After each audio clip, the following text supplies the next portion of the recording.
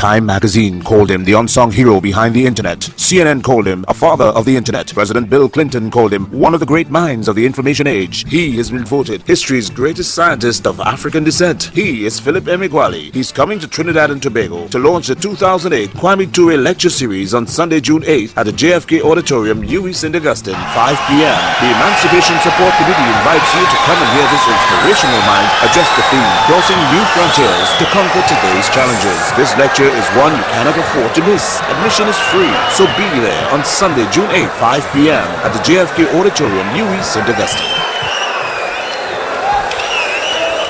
Back on July 8, 1991, in the nation's capital, Washington, District of Columbia, I delivered an invited lecture on my contributions to mathematics.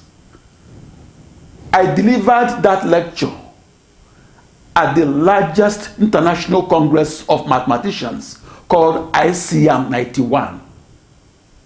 That congress is the Olympics of the world of mathematics and is held once every 4 years.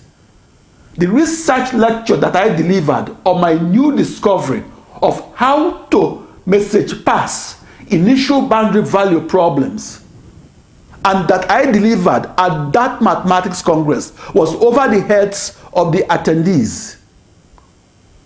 That research lecture was on my new parallel processed way of solving a system of partial differential equations and solving them across a new internet, that is a new global network of processors.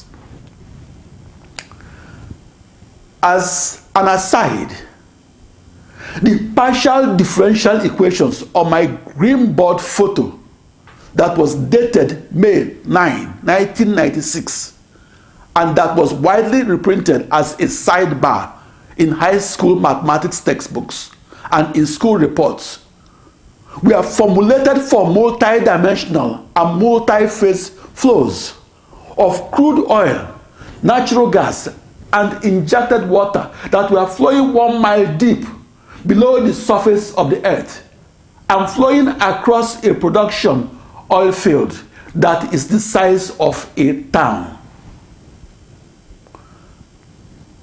The stability analysis of the numerical discretizations of those systems of partial differential equations is a grand challenge of algebra, because the direct stability analysis on the nonlinear system of partial difference equations with variable coefficients was impossible. I did what any research computational mathematician must do, namely, I investigated the theorized stability condition of a simplified version of the original initial boundary value problem. In the early 1980s, and as a research mathematician in College Park, Maryland, United States, I conducted extensive experimental stability investigations on the actual initial boundary value problem that must be parallel processed and solved to pinpoint with greater accuracy the deposits of crude oil and natural gas. From the perspective of the mathematician, climate modeling is an initial boundary value problem of calculus that must be discretized and reduced to a large-scale problem in algebra, that is the discrete counterpart that is defined at finite points in space and time, and that approximated the original mathematical problem that was defined at infinite points and therefore will take forever to solve exactly.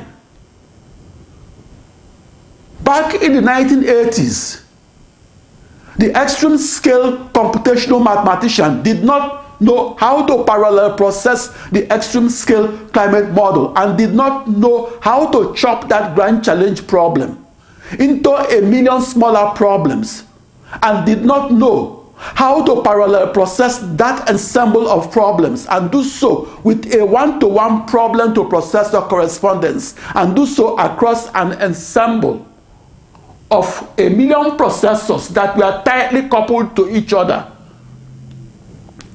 The contributions of Philip Emeagwali to mathematics is this.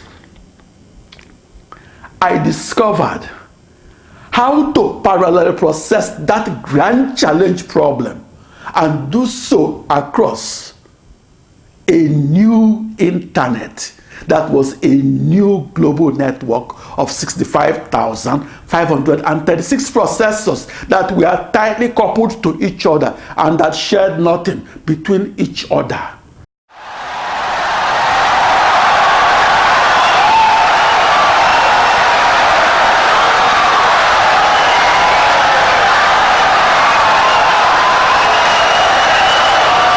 Insightful and brilliant lecture.